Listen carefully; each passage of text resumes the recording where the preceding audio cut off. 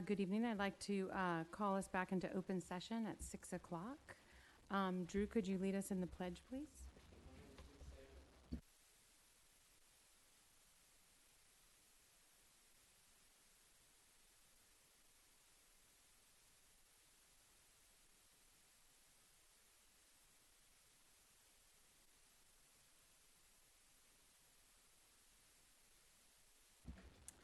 Okay, thank you. A report out of closed session. In a closed session by a vote of 401, the board took action to accept the resignation classified employee number 7600000384 in lieu of termination.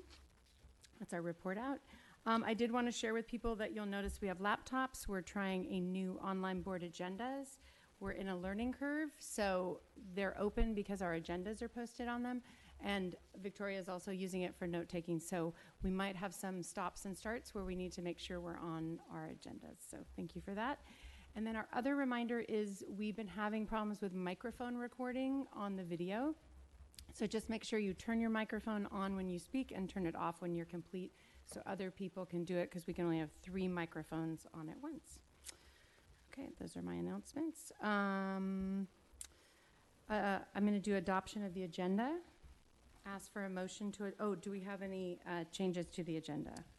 Yes, I'd like to ask the board to pull consent item A and L for action at a future meeting. Okay. Now I need to do the motion. Now I need a motion to adopt the agenda with those modifications. Jan and Dee, all in favor? Aye. Okay, motion passes. We have no recognitions tonight.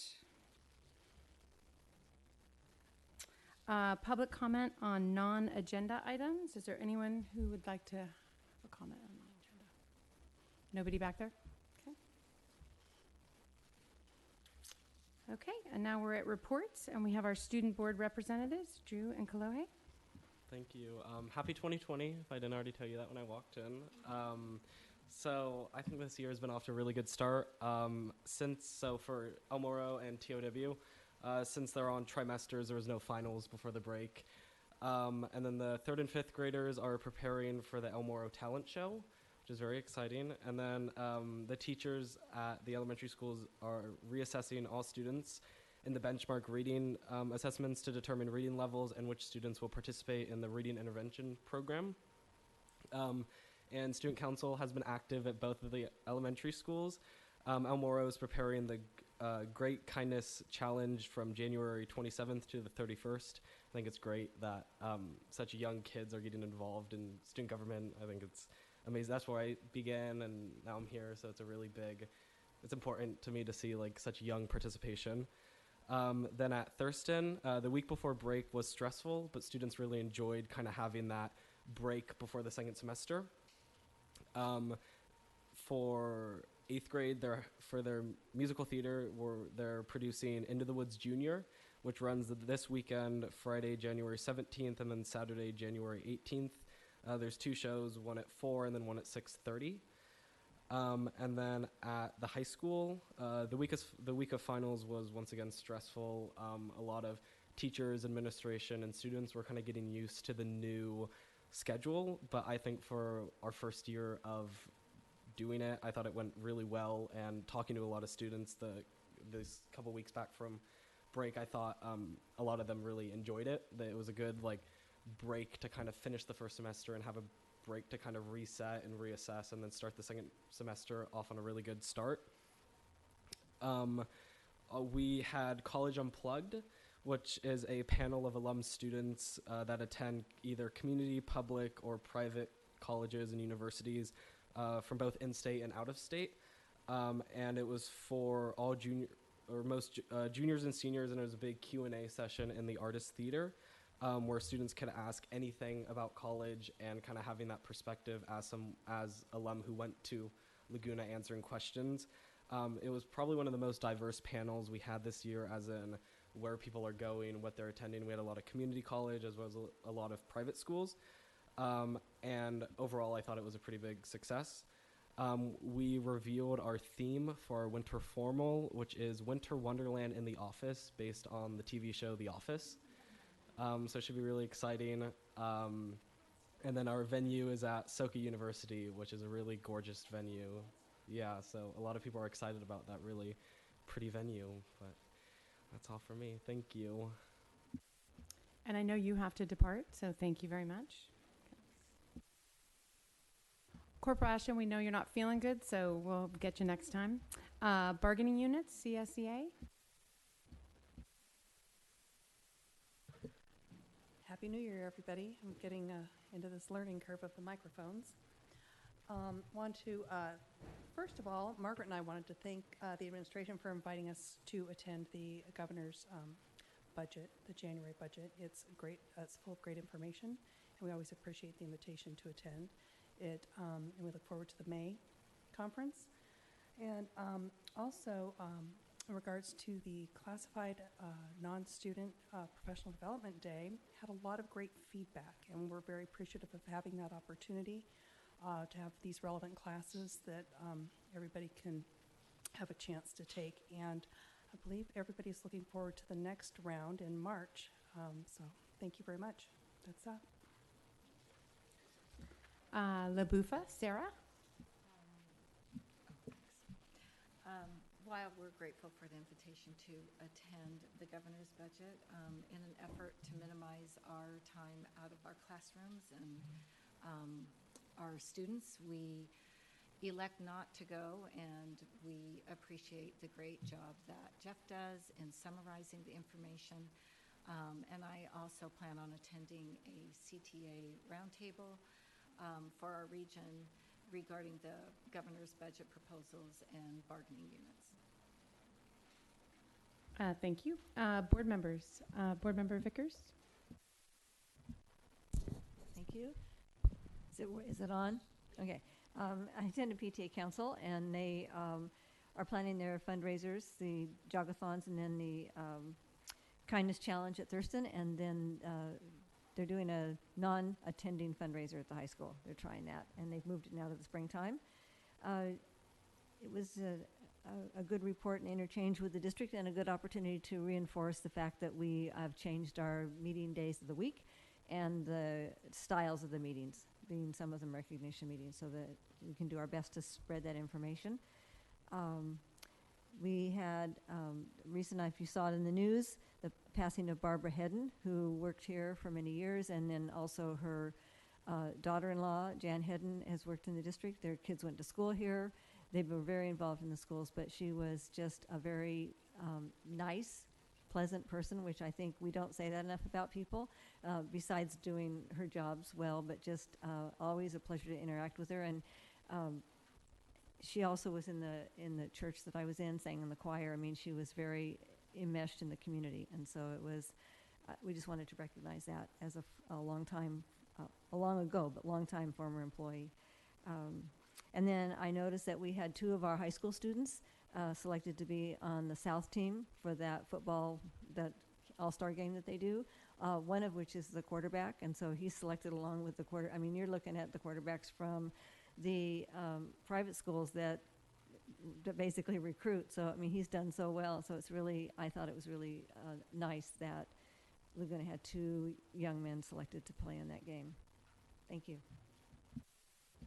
Thank you. Board Member Perry. Thank you, Jan, for speaking about Barbara Hedden. She brought her little picture here. She was our director of personnel a long, long time ago, as well as working at Top of the World and in some other areas. And at her lovely service, there were a lot of people who worked in the district that attended, and she was a fabulous woman.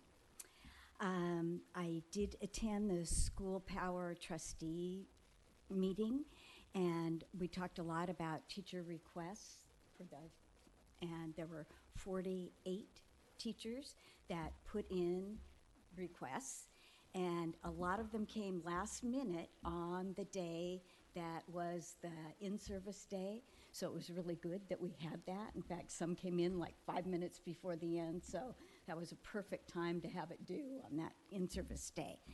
And they split them into mega grants over $10,000, and then the smaller ones, The smaller ones, they're going to try to group together at the dinner dance, so people, things that have to do with maybe books, people can bid on that for whatever level of books. And it was, Dr. Valoria, the one that you were talking about, who were the teachers that brought that forward about the science, about the environmental science?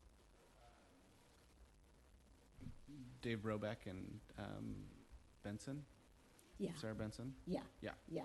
I can for remember. the high school. Yeah. Sarah Benson. Yeah, that looks really exciting. I guess that's it. Thank you. And then yeah. Okay. Was that school power or endowment? Okay, thank you. Okay, for my report, I did attend a board president workshop last weekend up in San Jose. It was an all-day training, and it was really informative, and I shared a room with mostly Northern California board members, but the camaraderie and support of practices and norms and protocols was really inspiring for me to be in a room of other board members. I also want to thank the staff, and particularly Victoria and Technology, for the new board docs. This is a really exciting change for us to go paperless, but I can see how much work it is behind the scenes to get things loaded up, to get our citizens used to using it, to get us used to using it. So patience, but I just want to thank you for all your hard work. And my final acknowledgement is Lisa Winston got her doctorate in education, and I just wanted to celebrate her. Brought me some- This is from all of us. Yeah. Congratulations. So I think we're a school district that promotes learning, a love of learning, and to see that it's not just for our students, but for our staff and our leaders and board members. It's just impressive. And so we're really proud of you, and we celebrate that accomplishment. Okay. And now I go to superintendent. I'll keep them brief. Again, attended endowment with Member Perry. As Dr. Alleman pointed out to me, it's pretty amazing. We sat in a meeting in the morning and talked about how much money the community was providing to help kickstart a lot of different ideas in our schools. And then in the evening, we had a meeting, staff meeting, where we were talking about facilities and facilities master plan and things that the school sites were in need of. Having been in multiple districts, he pointed out that those are not typical conversations most districts get to have. So I was very appreciative of our community, also of the board, as well as I am. We did have an AER mentor meeting on Monday. As you recall or may not, the mentors, students have two different mentors. They have a staff mentor who's not affiliated with their project, but is more functioning as kind of a mentor for strengths and talking to them about just being that person for them here in the district. That if they have a question or they're challenged about something, that they can reach out to. That was a great session. Appreciate Jen Lundblad and Jen Chen for putting that on. And we have a new retiree wall. You may have not noticed or noticed, depending. We ran out of space about 3.5 years ago. And I didn't think wrapping the entire building in retirees is probably going to be something we could do. So we went to a digital retiree wall, and it is just outside, and you can see that, and appreciate all the work that went into that from tech and facilities. It looks good. We're still working and tweaking it a little bit. The agenda's there, and there's a little QR code that you can take a picture of, and the agenda will pop up. We also still post the agenda paper copy down next to the business office. But we'll continue that, and we also will have a retiree wall on our website as well, a living retiree wall there. So again, appreciate all the work that went into that, and as Victoria as well for all her work, especially with the board docs online. She's been the leader of this work several last month, year plus. So yeah. Thank you. Do we call you Dr. Winston now? All right. Thank you. So we had a great start to 2020. We kicked off the post-winter break with the non-student staff development day, as many of you have alluded to. So our elementary teachers engaged in some ongoing learning related to PLCs, particularly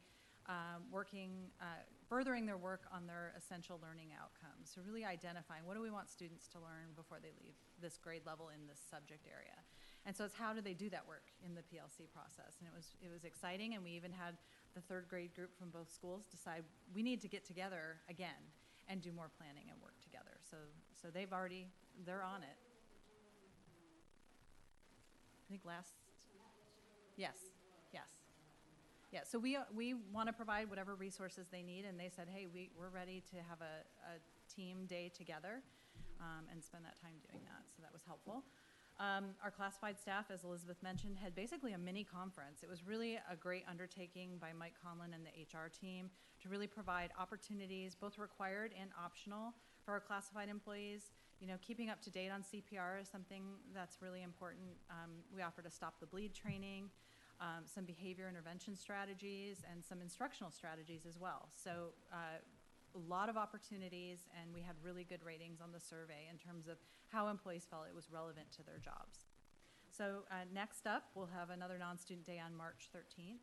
And we have our parent ed presenter, Mark Brackett, coming in the night before to do a parent ed event, and he's staying the morning of the day following, which is March 13th, and he's going to provide a portion of that day's training to our staff on emotions and emotional intelligence and using a mood meter to help students regulate their emotions. So we'll have more information coming out on that as we plan for that event, but that will be an exciting undertaking that we have in collaboration with School Power and PTA. Thank you. Mr. Dixon? Thank you. As you heard from our union partners over here, we did attend School Services of California Governor's Budget Workshop on Wednesday. Lots of really good information, and we're going to provide a comprehensive summary of that in this week's weekly update. Two takeaways that I'd like to report on that I got from it was that the economy is still projected to slow. However, the rate at which it's slowing has been reduced, and that's a positive thing for us. So it's not slowing as fast as they thought at the start of the school year. And also that based on Governor Newsom's January budget proposal last year, there tends to be more changes than we had with Governor Brown, who his January proposal tended to be kind of what the adopted budget in June would end up being, whereas Governor Newsom's, I think we're going to have to pay real careful attention to the May revision. Thank you. Our next item is Thurston Middle School Principal Jenny Solver presenting on Thurston.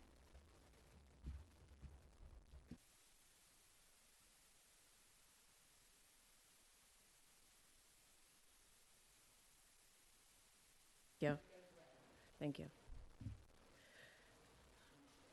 I feel like I needed to take a mindful moment. Oh, do you need?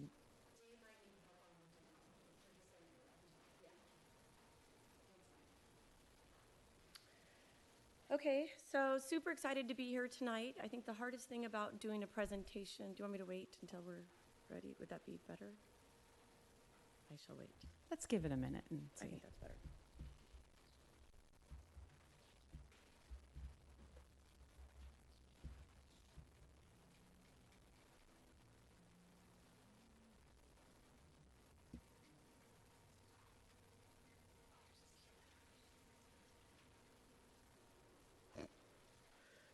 It helps if I can figure out the clicker.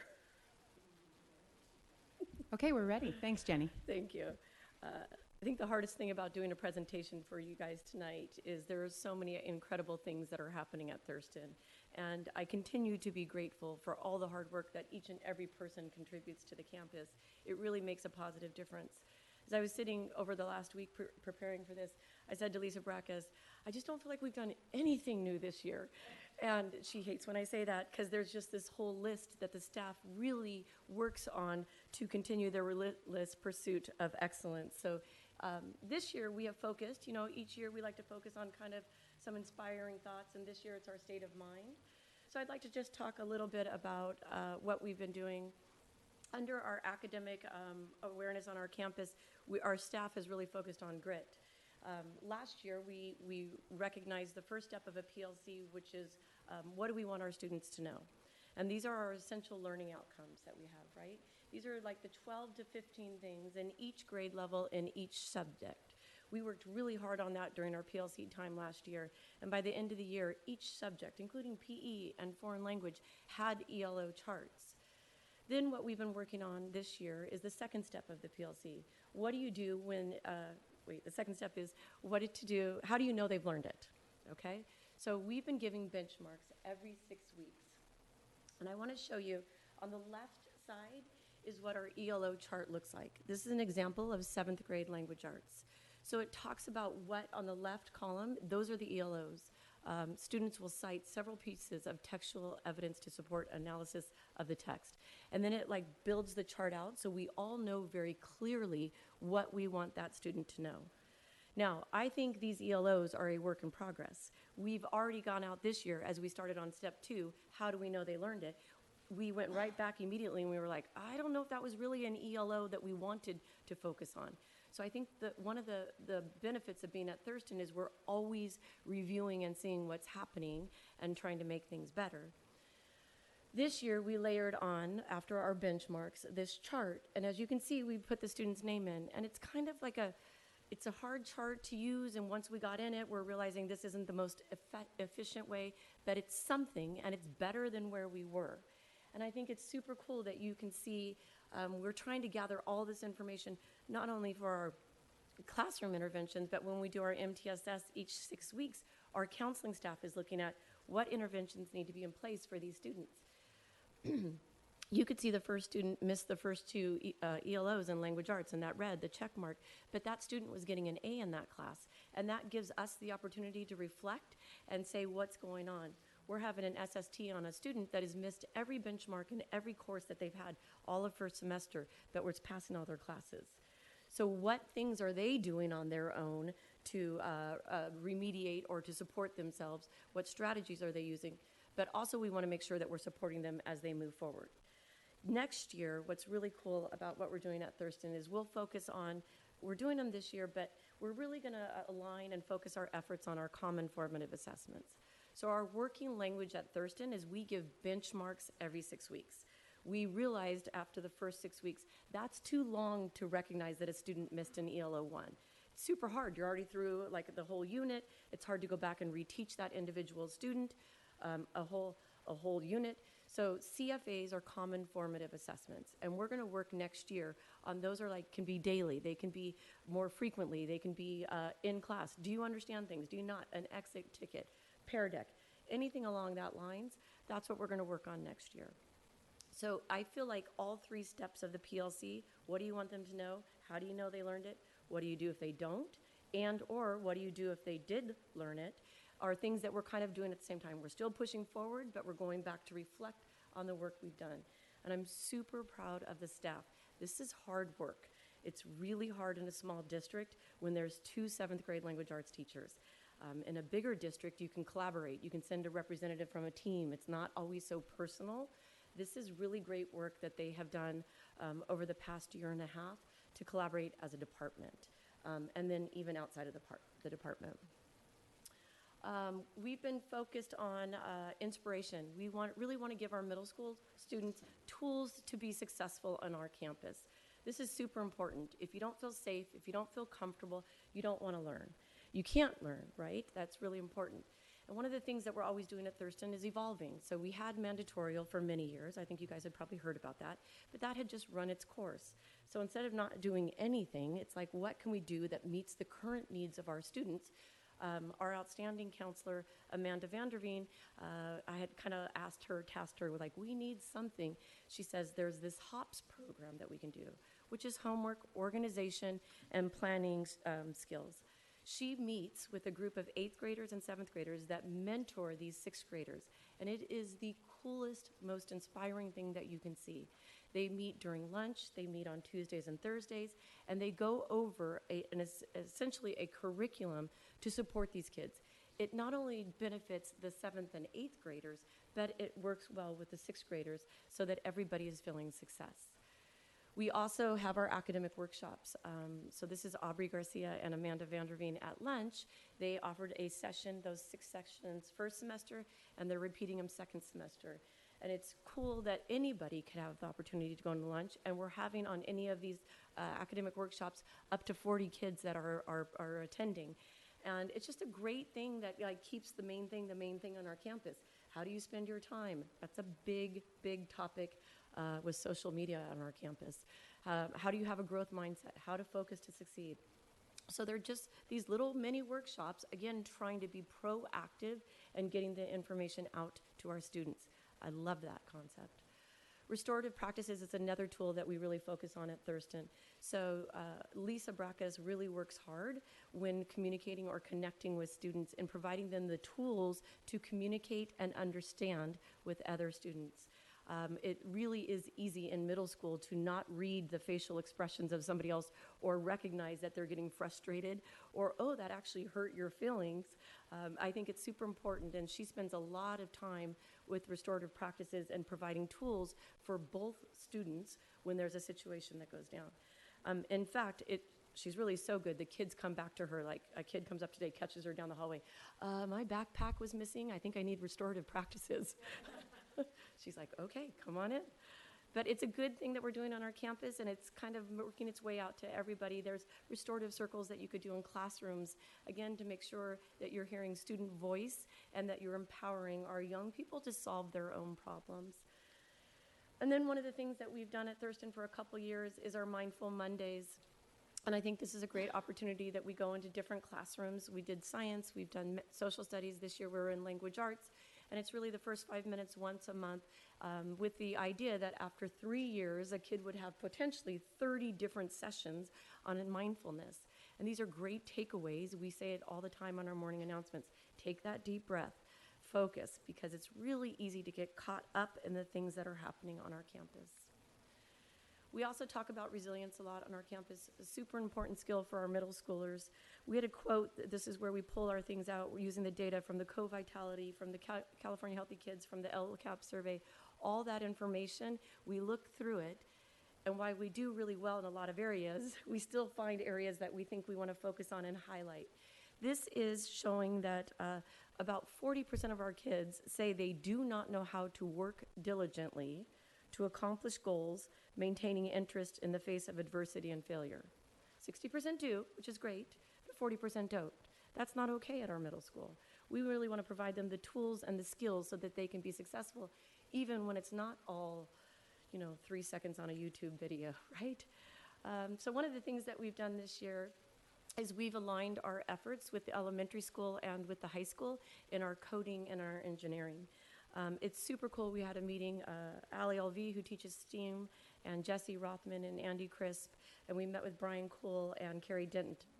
And I think we've really discovered that the one thing that will always change is the STEAM class, because things come out so fast. So just when you think you've mastered it, it's already changing and evolving. But the communication is super important, and one of the things that we're working on is layering in through School Power, hopefully, if they're hearing this, hopefully they approve it, a Swift coding program that aligns with what the high school is doing in their design app class. It aligns with what the kids have done in the elementary, and that will be in the exploratory wheel during the computer multimedia section. But not just so that it's a standalone. In our STEAM class, we're looking at getting these Sphero bots. And that's a super cool opportunity for kids to learn how to code, and that also aligns with what they're doing at the high school. So I think communication is so important as things are changing, that to always be connecting with each other, and what can we do to increase the experience with our students on our campus in coding and engineering. We also have StrengthsFinder. It's a huge passion of mine. I think you guys know this. A couple years ago we did this, found out my strengths was, what was it? I can't remember. It's super important. Yeah. So it seems like I like to work really hard, but I want to be acknowledged for working hard. Didn't know that. Nice that I found that out after all these years. But I think what's so super cool about when you recognize who you are and how you learn and how you interact, it better supports you with our young people. I think sometimes I feel so much when kids don't necessarily, their thing is not to sit in class all day. It's hard. There's a lot of things moving. We have really high expectations for them. But we could build on the things that they are doing, that they are good at. And we're recognizing the things that they can accomplish. And it's a super cool class. It's in the exploratory wheel. And all the sixth graders, about 95% of them are a part of it. And then we're trying to build it out on our campus. You know, how can we talk about it? How can we circle back? Even in our elective department, every 6 weeks, their benchmark is based on the Strengths Finder. So it's not just a standalone in one class. They're circling back around. What are your strengths? Did you use them during this rotation? How do you feel about it? What do you think you could do different? Again, providing our young people the opportunity to reflect and refine where they're at. So it's not like you're just not good at this writing an essay. You might be good at performing. So the teachers need to make sure that they're encouraging that side and supporting that student. This is a meme that they did in class. Randy Beckley is amazing, trying to connect with them at their level, right? So everybody loves a meme. And obviously the strength is future thinker. And I just love that she's providing them opportunities to really identify what they are and then showcase it in a way that, you know, they're used to. Let's see. We also focused, you know, we've had the passion projects, which is an amazing opportunity that I think this is our third or fourth year that we've done. But what we're trying to do is build on it and layer experiences and opportunities onto it so that it's better and stronger for our students. So I think it's important in our district that we say 59% agree from last year's LCAP survey. So what we're trying to do is balance, right, overexposing these middle school students with providing them the opportunities to engage in different experiences. So at the beginning of the year, our counselors go into the classes and they do this career exploration, and kids are able to define one of their Holland codes. And then we have career talks throughout the year. We just had one today with a producer that came on the campus, one of our parents. It's so cool, and we are pretty consistent to having 50 to 75 kids show up to our career talks. It's a really great opportunity for them to hear from a variety of people each Thursday during ESP. Then we will bring them in, all the 7th and 8th graders in March, and we'll give them this little presentation, and we'll say you get to now sign up to decide which passion project you want to go on. And then after that, that's where we've kind of stopped in the past, but this year we're layering it on. We will bring them back in, and we're really working with Mike Morrison and Kelly Sheree, I think it is, Kelly Sheree, thank you, sorry. And really working so that they have an experience. They will come back and they will do a reflective essay in language arts on their experience on the Passion Project. And then they will also get pulled out another day during social studies, and they will be able to have a NEPRIS career speaker experience on a Holland Code. Never like holding them in one spot, always providing them the opportunity to hear and see different things. So even if I went on one that was realistic and I was more interested in conventional, I can still sign up and do that. So it's just a super great opportunity to layer things in on our campus. I'm really proud of that. And then as you guys know, at middle school, I feel like kindness always needs to be a major focus of how we communicate with each other, how we get along. I have found over the past few years that our young people are really different than where they used to be. I think social media has really changed the way they learn and the way they interact with each other. I think it's important for us always to keep our message on campus about being kind, and we do that in a variety of ways. And this year we've aligned with our PTA, which I think is a great opportunity for us to work with our parent community. So instead of doing Epic Challenge, it's something we had done for years. It kind of had just run its course. It's not that it was bad or anything, it just had run its course. We decided this year to do a kindness campaign with PTA. So our fundraiser is tied in with doing kindness acts.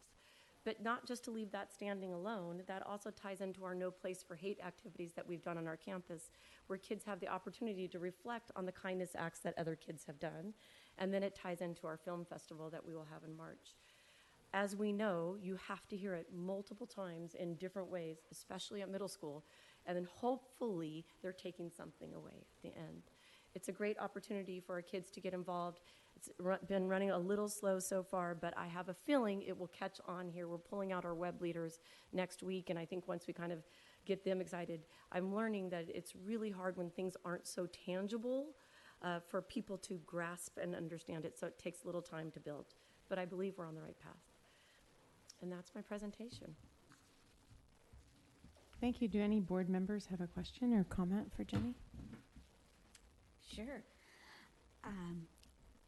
I'm so impressed. I love your enthusiasm and that you're always moving ahead. You're meeting students' needs. You evaluate and then build on things. I loved hearing about the reflections on the strength finders as they go on. And our kids are really lucky to be there with you and all of the staff. It's a great place to be.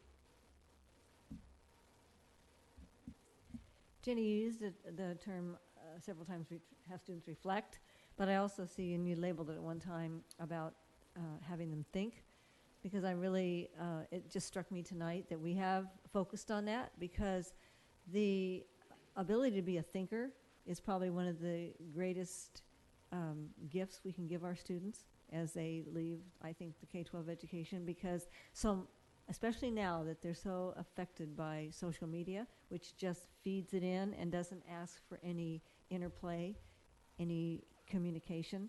And so that as they go through life, I mean, they're really going to need to be thinkers. And so that stood out to me. Thank you. And again, thank you for your comprehensive report. Thank you. I had a question about the kindness campaign. Yes. Does a student sponsor a page? Is that how it's done? So if I wanted to donate, I could find a student at Thurston and donate on their page, or is it like a general? It's a Kindness Craze, which is the fundraising company that does it. So a student signs up, puts in 5 different email addresses, and then it would get sent to you, and it would say, donate, X amount of dollars. Right. So essentially, that's kind of what the high school is doing, right? They're just doing the standalone donate. Yeah. We are trying to tie it in. This is really kind of conceptually out there for some of our kids. We also want you to do a kindness act and upload that you're doing these 3 things. So you can share what you've done. I got to tell you, there's a girl, we have an 8th grader, Kate Chung, who brought in 8 brand new basketballs. That is like the golden ticket at a middle school during lunch, right? These 8, and all the kids were so appreciative about her kindness act. So it's a super cool opportunity to think outside the box. We're trying to, Laura Silver is talking about doing, a book donation with her first period class. And then we would take those books, and when we do our passion projects to the Village of Hope, we were able to donate those books. It's a kindness act.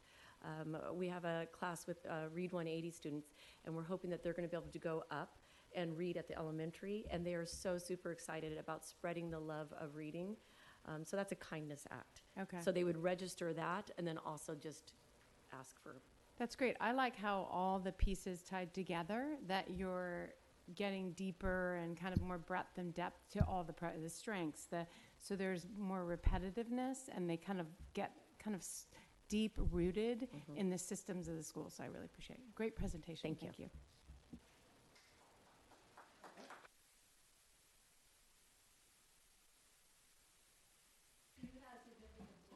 Yeah. We feel significance, just so you know. Okay, we're down to number 7. I'm clicking on my chart here. We're at the consent calendar. Does any member wish to pull an item? We've already pulled A and L. Anyone else? Nothing? Okay. Public comment on our consent calendar, and that would be B through, I have to practice my alphabet here for a minute, people. B through K and M and N. Any public comment on those items? None? Okay. So I just need a motion? Okay. So just a motion to approve, again, B through K and M and N. So moved? Okay. Jan, B. All those in favor? Aye. So passes 3-0-2. Is that how I say it? Thank you. Oh, Kalohe, my first miss. I'm so sorry. A student board representative vote? Yes. Thank you. Thanks. Okay. Board. Okay, we're now on number 8, which on the agenda, which is our information items. And our first one is the monthly financial update. Mr. Dixon. Thank you, President Wolf. The monthly financial report reflects the financial information through the end of November of 2019. At the time, we had received roughly $13.5 million in revenue, about 21% of the projected budget, and expenditures of slightly over $20 million, which is about 30% of what we projected for the year. The top revenue sources were as expected, with local property tax being top. Similar with expenditures, where it's mostly salaries and benefits when you look at the top 10. Our general fund balance at the end of November was approximately 8.7 million, which just coincidentally happens to be what we budgeted for our projecting ending fund balance for the year. That was pure coincidence. The only transfer as of November 30th was still our $250,000 from general fund to cafeteria fund 13. Our California Employers Retirement Benefit Trust, it's the report through September 30th of last year, had a value of just over $3.4 million. And based on the most recent actuarial study, that puts us at 100% fully funded of our other post-employment benefits liabilities. And closing out the report are the balance sheets for each fund, with 01 being general fund, 11 adult education, 13 cafeteria, 17 special reserve, 25 developer fees, and then we have our Fund 40s, the facility repair replacement program, leasehold property, and capital improvement program. Thank you. Any public comment on this information item of the monthly financial update? Okay, none. Board members, do you have any questions or comments for Mr. Dixon?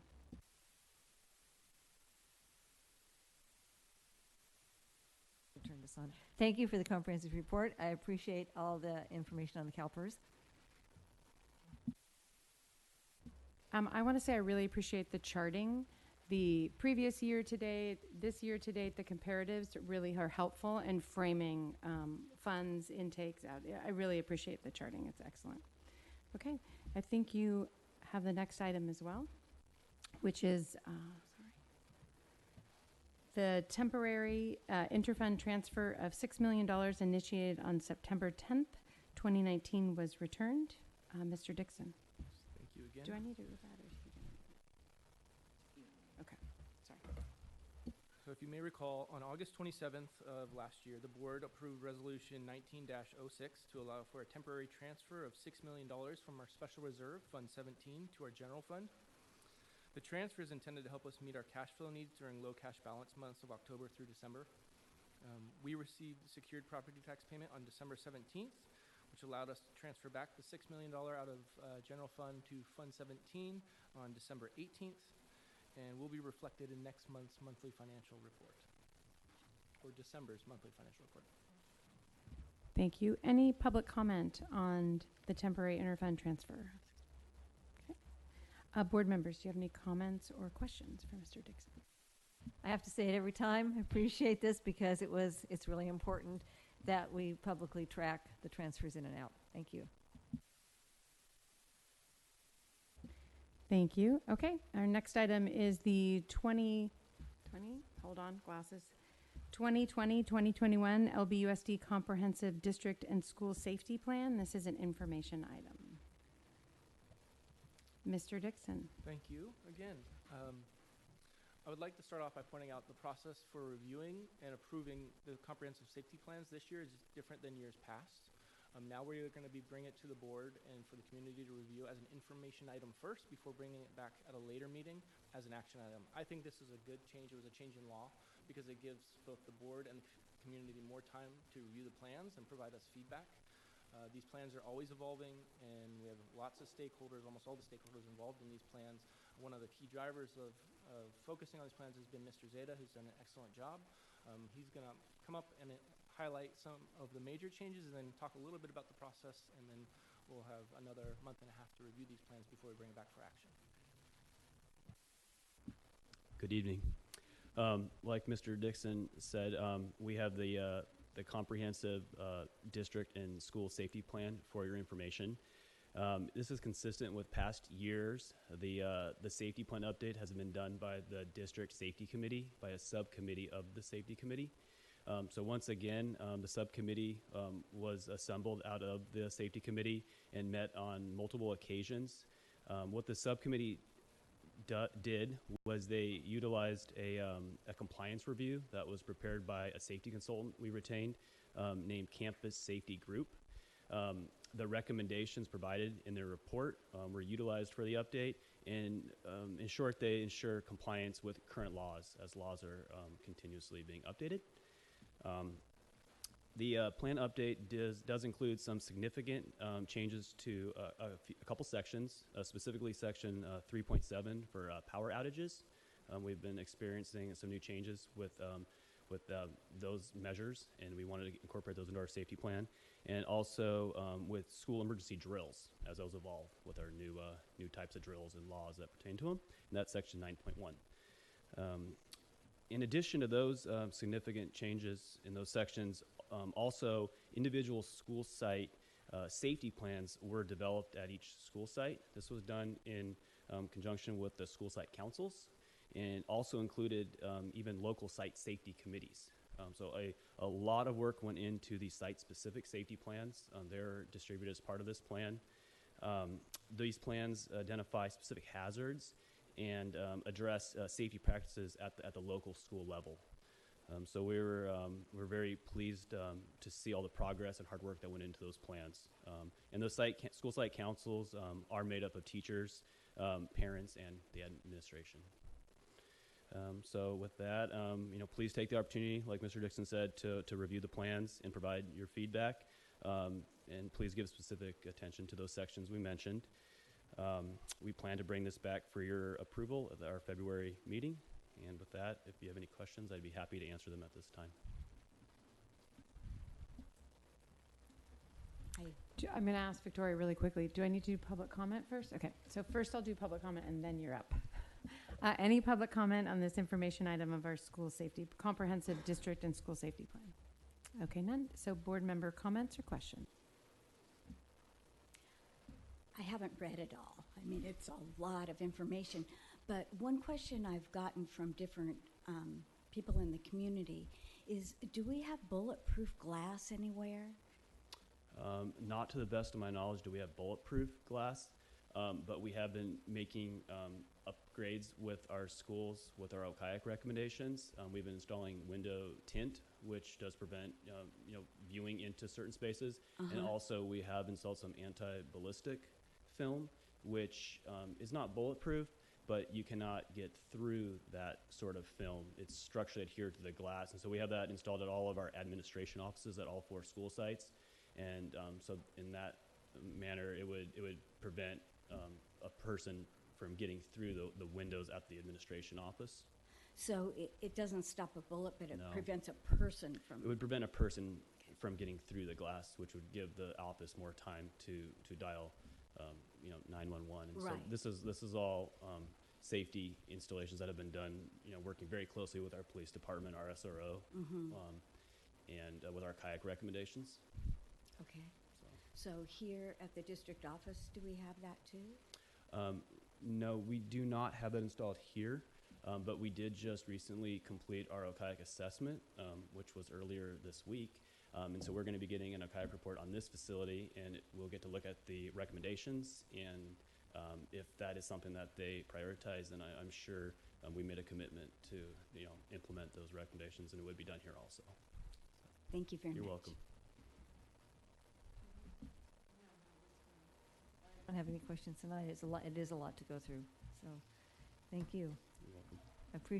I do appreciate the work, to reassure our community that the school sites address it in a comprehensive manner, and that to get out the information of how our plan covers so many possibilities, not just a few things that people might think of. Thank you.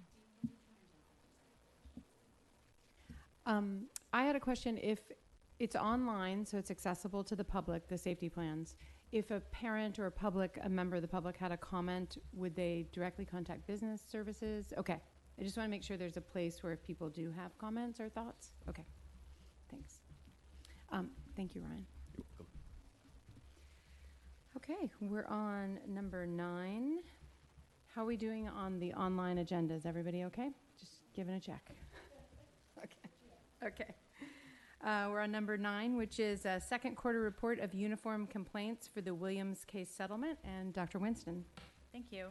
This is our regular quarterly report, informational report, and we have no complaints this quarter. Thank you. Any public comment on the Williams case settlement report? None. Any board comments or questions? No. Thank you. We're on to number 10, and we're entering our action items. And our first one is a resolution for workers' compensation and general liability coverage for volunteer personnel. And the staff report is Mr. Dixon. Thank you. Board Policy 1240 states, consistent with Board Policy 1240, we're bringing you a resolution tonight that is called out in the policy that reflects how we've been operating over the years. The Board Policy basically provides that we give our volunteers coverage for workers' compensation and general liability, which is reaffirmed in this resolution, and so we'll recommend that the board adopt it. Any public comment on the resolution for workers' compensation? None. Board questions for Mr. Dixon. So it's the same as before, right, Jeff? And there's no change in the money? No change in the money is based on past practice that we've been doing over the many years. That's before what I was thought. here. Thanks. Board Member Vickers, do you have any questions? Okay. May I have a motion, please, to approve? So moved. So Jan and Dee. Any discussion on the item? Student board rep, provisional vote? Yes. And this has to be a roll call for a board member vote. Mrs. Vickers? Yes. Yes. Yes. Motion carries 302. Okay. We are on to 10B. We have things grouped a little bit differently with the online, and that is the district audit 2018-2019. We got a hard copy at our last meeting, and it's also attached on the okay. We're holding off for technology. We're doing pretty good. I just want to say that for new laptops. Okay. This is presented by Mr. Dixon. So our auditor from Eide Bailey presented the audit at the December 17th meeting. The board requested additional time to review the audit, so we're bringing it back tonight with a recommendation to accept it. Since that meeting, I have not received any questions or clarification requests, but even if the audit is accepted and you have any questions in the future, I'm always open to be reached out to, and I will pass along to our auditor as well. Thank you. Any public comment on the 2018-2019 district audit? Okay, none. Any board questions?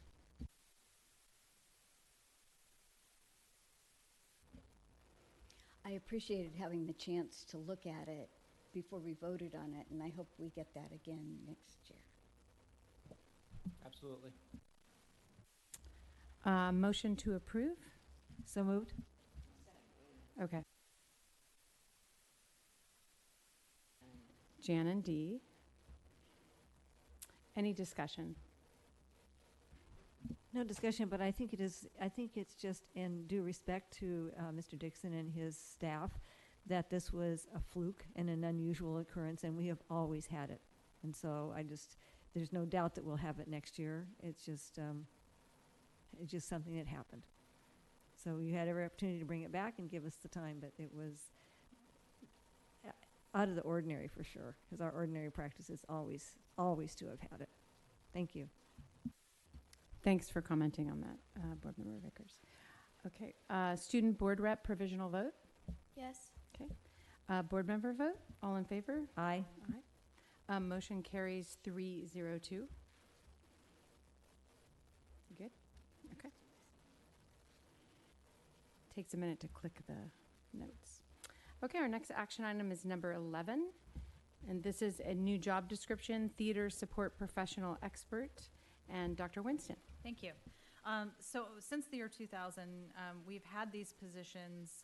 It's essentially been a substitute pool of employees that we've used for theater production support on an as-needed basis. And as you know, over the last few months, we've been assessing our needs in the theater personnel area, and we made some revisions to the job description for the manager at the last meeting. So with this item, those folks are not the support personnel that are used on an as-needed basis. they're really not substituting for anyone, so classifying them as substitutes really isn't the proper classification. So we do have a classification called short-term professional experts, which can be used as an as-needed basis that we have created a job description because there really is a specific skill set that's necessary in order to support the productions that go on in the theater. So by creating this job description, we would use the board-approved hourly rate of pay, currently $32.45 an hour, which is within the range that the prior positions were paid at.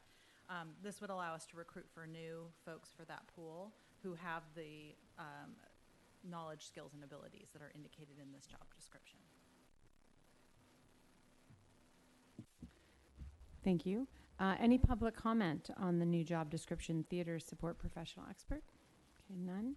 Any board questions for Dr. Winston on this? This will be just one person?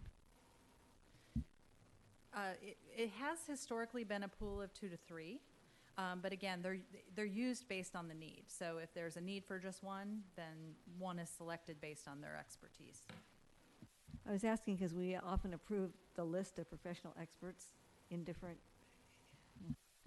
Once they would be hired in that role, we would have that on a future personnel report. So we want to run a recruitment. The existing subpool we've been using has dwindled, and so we have a need to go back out and recruit additional positions. So we would bring those names to you on a future personnel report.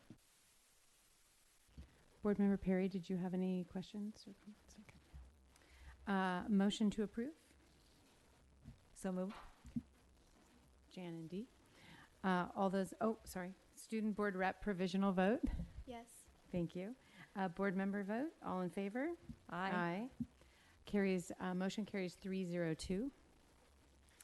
Our next action item is number 12, approval of independent contractor agreement with Dr. Sabrina Shuck for professional development series in an amount not to exceed $6,250.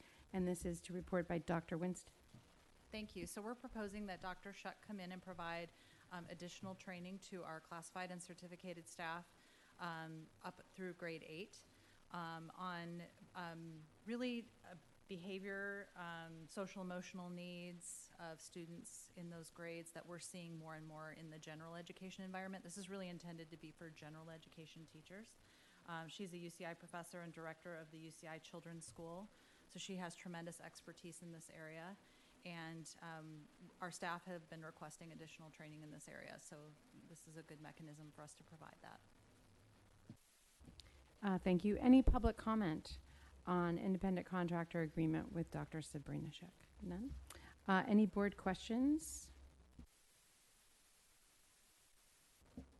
Since staff was requesting this, what other things did we look at for them besides Dr. Shuck? Well, we have a number of online trainings, but they're really not specific to they're really more for specialists. So we have had behavior trainings in the past, but what we know about quality professional development is that it needs to be ongoing. And so because this is an ongoing series of trainings, they're going to be able to use kids in their classroom as examples. Like, here, I'm going to go back and try this strategy with this student, and then I'm going to come back and report back on how it happened and be able to process that. So it's really, it's a better staff development model than just a one-day training on behavior intervention. Yeah, it does sound really good. May I have a motion, please? So moved. Second. Jan and Dee. Student Board Rep, any discussion? Sorry, apologies. I just noticed that this contract is very, very thorough, and I appreciate that.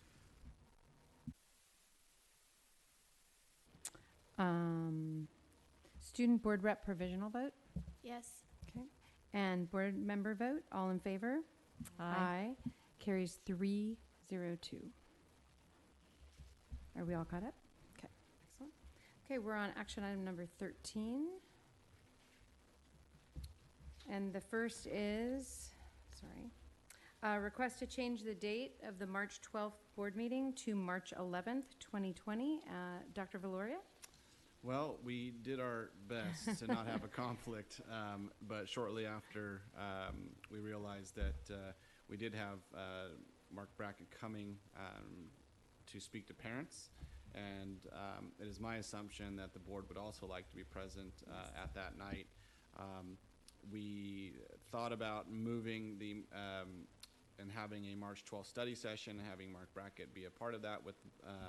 However, we have financial things that we have to get done by that March meeting. So we are going to request that the board take action and move our business meeting from March 12th to March 11th.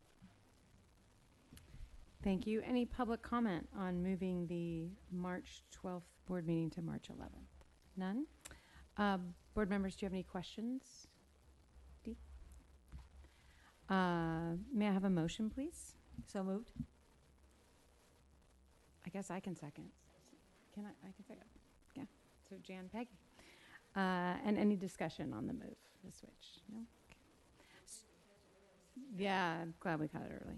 I really want to attend that speaker, so it's excellent. Student board rep provisional vote, Chloe? Yes. Thank you. And all those in favor?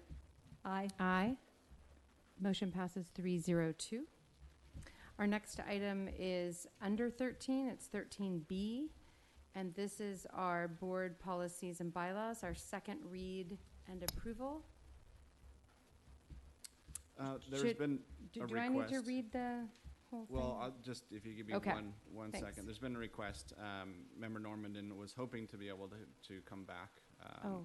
She had mentioned to me, but she has asked if she could be part of the second read of these. So if the board would entertain, none of them are pressing that need to be approved until a later date. We can do them in February when there are more of you seated. There are board bylaws involved, and so again, it was Member Norman and would just let me know that she was hoping to make it back, but unfortunately Okay. she's not going to be. So, however, that's my recommendation if the board wishes to move forward. Do we need a motion to move You it to need the a next motion. meeting? Mhm. Okay. Is that a motion to table? Table. Okay, so moved. Move to table. Okay. Do I need to do public comment on tabling or no, Victoria? I would, just because we did. Okay. So any public comment on tabling the board bylaws and policies for our next meeting? None? Okay. So we have a motion. So the student board rep provisional vote. Yes. Okay. And all those in favor? Aye. Aye. Motion passes 302 to table item number, sorry, I'm getting used to this, 13B. Thank you. Okay, and we're down to number 14 on the agenda. Am I right? Are we together? Okay. And this is board member requests for information or suggestions for items for future meetings. Board member Vickers? Dr. Flora, you mentioned that doing the advocacy report at PTA Council, and can you share whatever you're providing for them with us? Not this minute, but Of course, yeah. No, I'll share the. And then we also, I think we received a request that came in our board Gmails to do a board support for, was it the 13 or what, on the bonds or whatever a board it was. resolution for the Yeah. Prop 13. We can bring that, if that's an interest of the board, to the next board agenda. I didn't know whether you and President Wolf had already discussed that, doing that. We hadn't. It's kind of late because it's on the March ballot and people are going to be getting Right. their ballots. So it was something I examined, but Jeff and I kind of looked at and figured it was a little bit late in the game because it came Okay. along so late. But we can, if there's an interest to bring it, I'm happy to. Maybe how anybody else feels about that. So, but it is late. What I can do is in the weekly share what that proposition is in a little more detail, and then you can review it. And if it's an interest, then we can go ahead and put a resolution on and bring it forward as that. So. Is that suitable? Is that Yeah. okay with you? In Yes. the weekly? Okay, thank you. Anything else, Board Member Vickers? No? Board Member Perry? A question goes along with this. I attended the event in Newport, the vaping event with the 5 doctors from UCLA and other places, and it was great. There were about 20 high school students there that asked a lot of good questions, as well as many parents. And just for us, what do we do when we find a student juuling or vaping? What's our procedure? It's dependent on the situation. So I can give you some general examples. Okay. Typically suspension. However, there's restorative practices that go along with that as well, trying to determine what the issues are. And so, again, it's very dependent on what the circumstances of that situation are. So, but I can have Dr. Allman provide a more kind of robust process of what they use in the weekly. Okay. They were talking there in Newport about students that are caught juuling, that often they have some anxiety or something else that should be addressed, and they don't recommend suspension. It's a suspendable offense under Ed Code because they're in possession of tobacco, nicotine products. But again, they handle it as a case-by-case basis with the discretion that they have. So, Right, right. I wondered if we might look at that again at our suspension practice for students who are caught juuling.